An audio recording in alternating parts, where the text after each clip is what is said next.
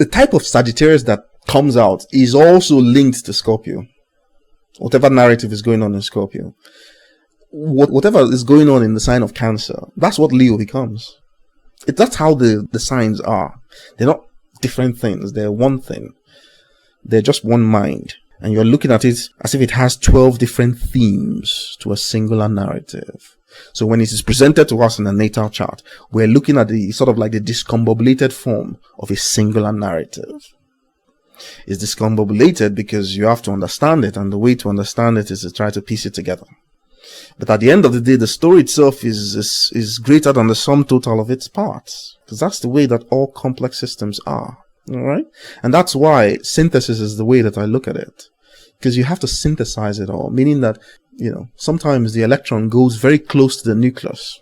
The possibility exists, even though when you define the electron in a hydrogen atom, you see it as having almost certain fixed boundaries in some sense of areas where it can possibly be and how it can be. You know, like I said, it's like a vibration, like a bell, a three-dimensional bell.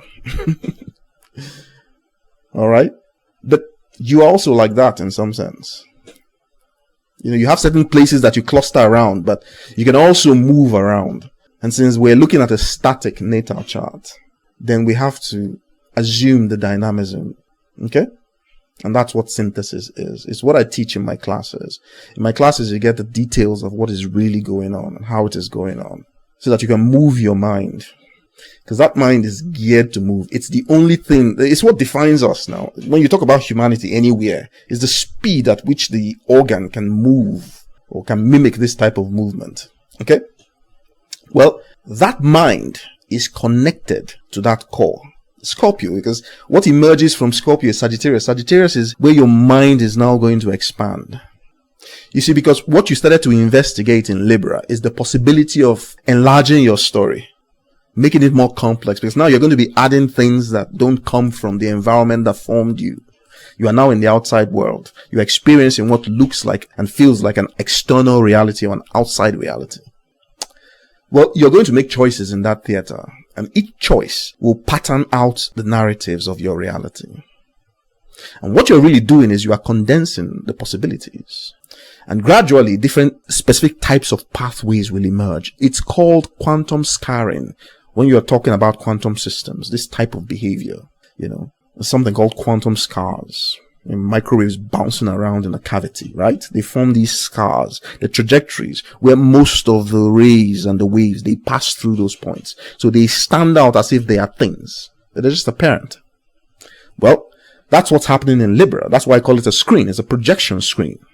And on it, you are telling different types of stories. Stories about how to condense your life narrative into powerful individual interactions. Your mate. Now, a human being can have a lot of mates. People do. But just like all things, there's a quality to this thing. And the quality lies in the narrative.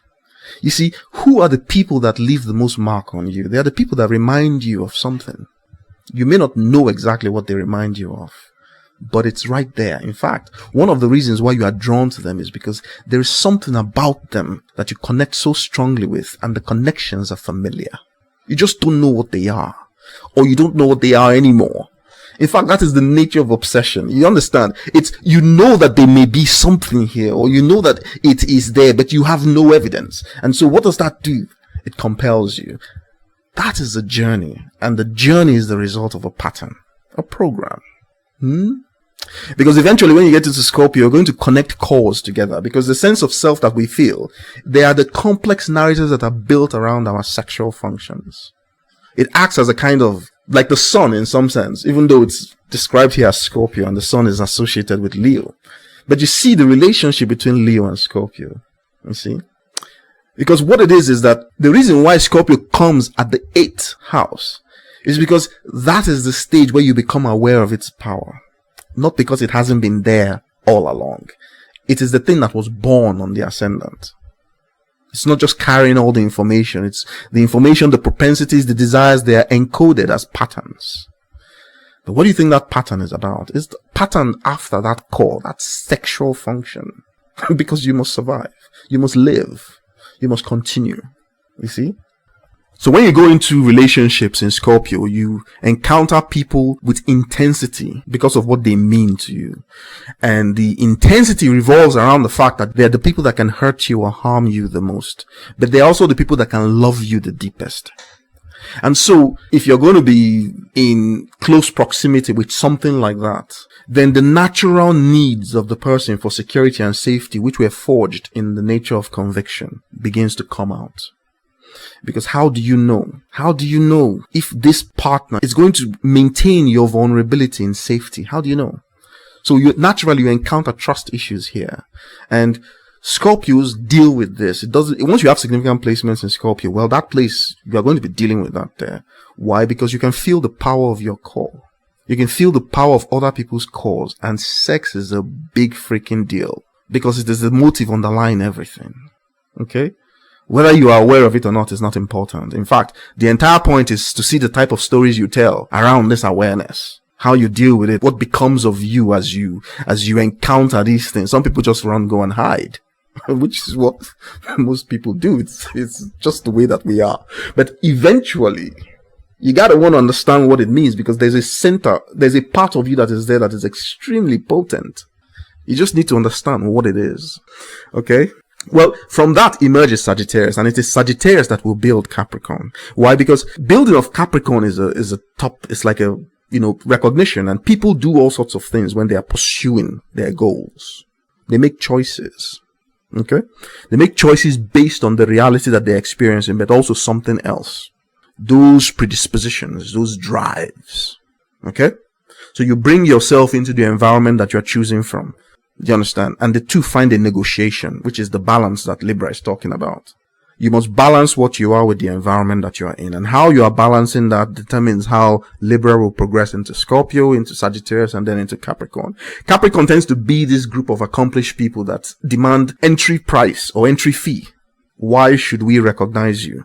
What are you really offering, really? Are you serving our goals and all that? All right? Are you serving our interests? So it depends on who's holding power and what they consider to be interesting. And usually, individually, in natal charts, you will see a description, something telling you that this is how it is going to be. Because social acceptance is like any other type of acceptance. You can also be rejected. That's really what it is. So climbing to the top is one thing, but what type of condition do you meet at that top? Does it involve more struggle? Alright, because these things, they have layers in that sense, alright, layers of meaning. But the real push happens in Sagittarius, because without Sagittarius, you cannot build Capricorn. Sagittarius is that long-term, what you call optimism.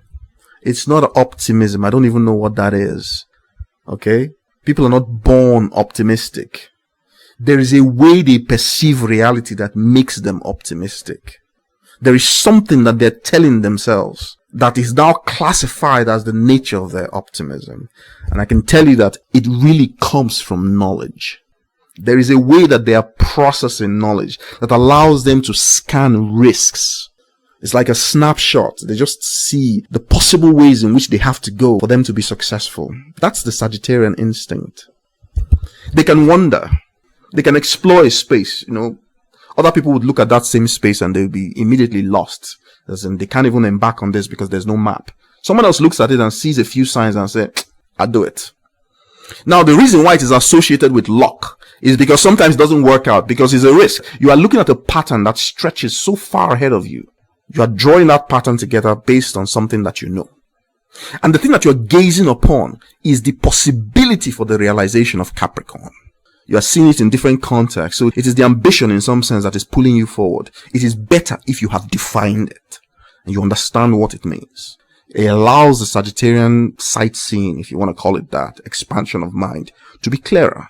And that's why one of the main things that natal chart synthesis does is to help you to understand the essence of this narrative, this singular narrative that you're really trying to express. And what that does is that it provides clarity. No, it's not like somebody's telling you what to do, because what answers am I giving you?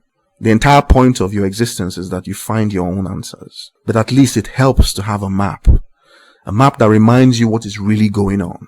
Then you can choose. Okay? Because your choice will unlock realities. And are they taking you towards goals? Or what type of goals do you really have? How are you interpreting them? Because goals, you think goals are hardwired things. They are not. They're part of the narratives that we're telling.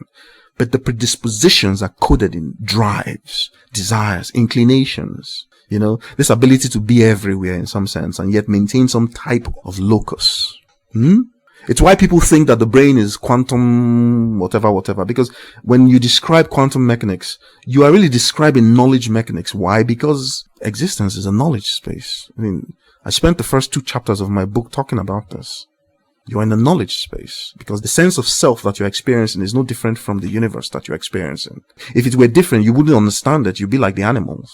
You just tap into a certain section of it and that's it. Your brain is designed to take all of it, to simplify it, condense it so that it can feel like one. Do you really know what you're trying to condense? It's infinitely beautiful to start with, but that doesn't do it justice. It has no definition and you are trying to sit it. So human stories are really important things. And that's why Scorpio is very powerful, because one of the high points of the stories that we're telling is that we're telling love stories. Because you see that scorpionic drive. Like I said, it's the thing that was really born on the ascendant. It just didn't appear as that. Because Scorpio is 8-dimensional. You grow up into your sexuality. Okay? That's why when kids begin to experience sexuality, before they're ready to understand what it means, they will have to store that information and that memory in a way that they can't access anymore because they're going to change. They're going to grow into a sense of self. But that memory is still there. And you are all of you. You are all of your memories. So you begin to behave in certain types of ways that you as an adult cannot explain. You cannot understand. But they're there. Sometimes the natal chart will show it if it's supposed to be very significant in the life story. Now, the love stories that are told in Scorpio are the ones that pertain to the nature of true love. Because true love, like I've said, because of the nature of deceit, which means that you don't know the other as well as you know yourself. Okay? There is the possibility for betrayal. And this is very dangerous because strong emotions, the core is very powerful. See what I'm saying? I mean, look at the influence of sex on the world. I mean, people deny it and people pretend it doesn't exist or whatever. But we're all telling sexual stories in one way or the other. The motive, the core motive, okay? But since we're not beasts, our sexual stories are designed to be as beautiful as the thing that we're trying to become. So whatever we think God is, you will see it in the sexual stories that we're telling. Okay? Now, the kind of bliss that is possible in that type of true love. Now, true love, you know, I've told you, it is difficult. Why? Because of what it means. Okay? I often joke that Pluto, Scorpio and all that, you can interpret them, you can imagine them as some type of mirror. I call it the mirror of Hades. I could have called it something more, you know, something more, but you know, that just sounds right to me. The mirror of Hades. Why? Because that mirror has a special quality in it. Once you look into it, you will see the truth as it is. Alright? And one of the artifacts of getting to tell very complex stories, delight in the dynamisms of complex narratives. I mean, people go to the movies, right? You forget that there is only one story in some sense.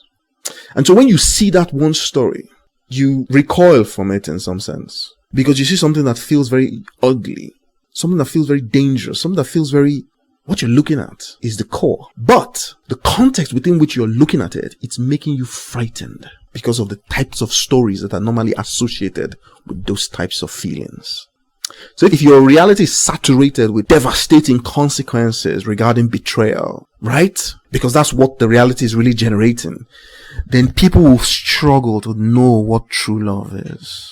First of all, they won't be able to understand what it is. They will imagine it the way that the contextual narrative imagines true love. Then you're in the realm of Hollywood, where you will have expectations from a human being that you yourself cannot meet. And somehow you just assume that that is the way it's supposed to be, and then you move on. But that's not the way that it is. And assuming that that's the way that it is doesn't change the fact that that's not the way that it is.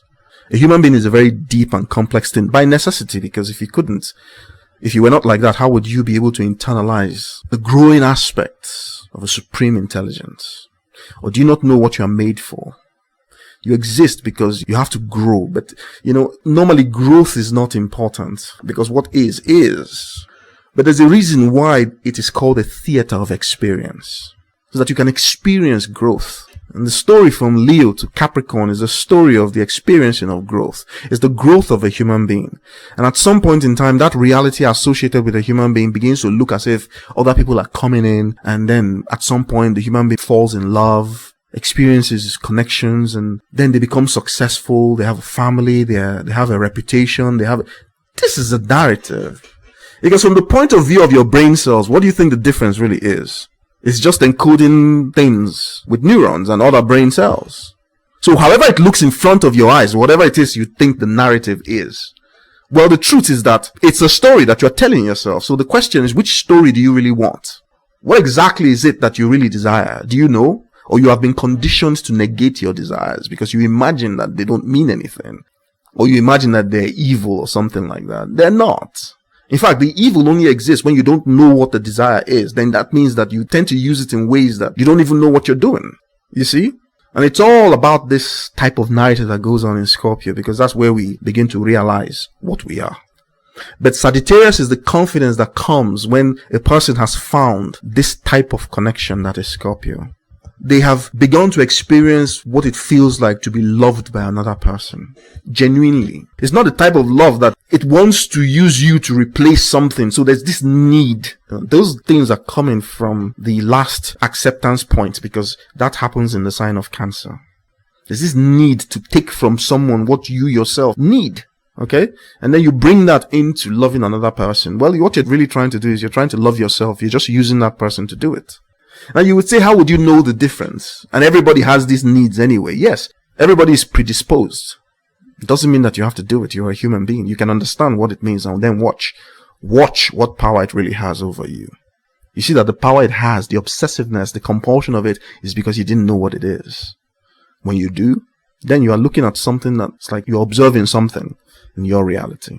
Okay? And this does a lot. So Sagittarius is the risk assessment process that happens very quickly. Do you know the kind of acceleration of the mind that you need to be able to take in so much and then see different pathways? Now, these are not just any type of pathways. They're not fantasies. You're in the realm of Sagittarius.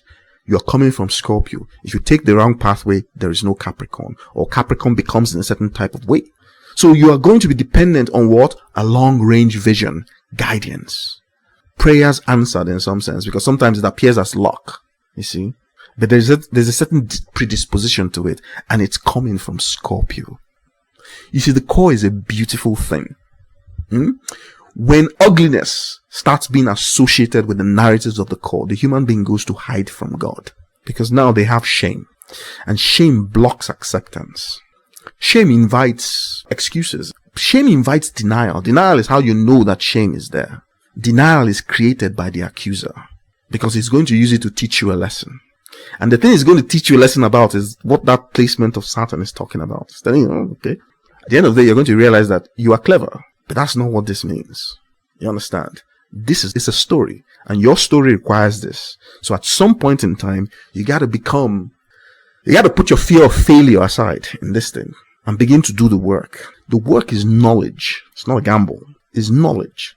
Because where that Saturn is telling you that this is the place where you have suspended this knowledge, because it's very important. Why? Because you like a challenge. Who doesn't like the story of the hero or the heroine? I mean, after all, it is Leo that is climbing to Aquarius. We're all here feeling like the central characters of movies. That's why we enjoy going to the movies. Our imagination, which is the ability to move ourselves in our head, gives us this wonderful ability to imagine all sorts of things. Our challenge is to ensure that we do not forget that there is only one thing. This idea that there is only one thing was a central part of the way people understood themselves a long time ago. They understood themselves as almost like the way that a tree grows from its roots all the way up. So oneness. So you look at different things that are happening on the tree. It's still a tree. It's one tree. Okay. So they understood themselves as, obviously these connections that make up this oneness, because obviously you can see many things. You have many stories, but they all connect, and the connection is you. So when you say, for instance, you're having a crazy reality or a crazy day or sometimes it does get like that. But what you're saying is that there are movements happening that you don't understand. There are things that are moving and moving and moving. What are these stories? Where are they going to? All of a sudden something comes out of the blue. Okay? And you say, is this the end for me? Or is this what is finally going? Why? Why do you think people are afraid of it? It's what you call anxiety. It's because of the stories. You see, for instance, there's a reality where people are homeless. They're so poverty stricken, they're homeless. They're broken in some sense. They're unloved and completely rejected. And when I see this, what I feel, I'm looking at is that this is an assessment. It's just that we don't know what it is anymore. It's an assessment because you are willing to accept this. And if you're not willing to accept it, then seeing it creates a conflict. It ignites or reignites a conflict within you. But there is a larger narrative that you're subscribing to, that you must subscribe to that narrative. Otherwise, you're going to be like those people on the streets, homeless, broken. And everybody becomes anxious because of this. Why? Because that is something that can happen. A human being that is racked with these types of anxieties, people don't want certain types of things in their neighborhood because obviously you see them and it will either piss you off or it will ignite guilt in you. Okay? And why would you even want to sit both? You shouldn't see that because it shouldn't be. The only reason why people accept that in that type of conditioned environment that compels that type of acceptance is because they don't know what is going on. They have no real idea what is going on, or they have suppressed the real idea of what is going on. Either way, it's the same thing. You see, because it is not a good idea to break human beings and to maintain them in broken forms. A human being has the ability to feel like a core. There are human beings on this planet who already think that they're demigods. And so, because they are not demigods, they keep being obsessed by the ability to be demigods. It's like a condition that they need to feel and experience in order for them to be able to feel themselves. Why? So, what is compelling that? Now, these types of things, they arise because of the sexual narratives. There's something in there that is transforming the nature of the core and making it look like something else. Otherwise, there's no reason why a human being should be poverty-stricken, homeless, and broken. You say people should be allowed to make their own mistakes. What mistakes? What mistakes? You see, because you have to really think about this thing very carefully. If mistakes were possible in this place, you will not exist.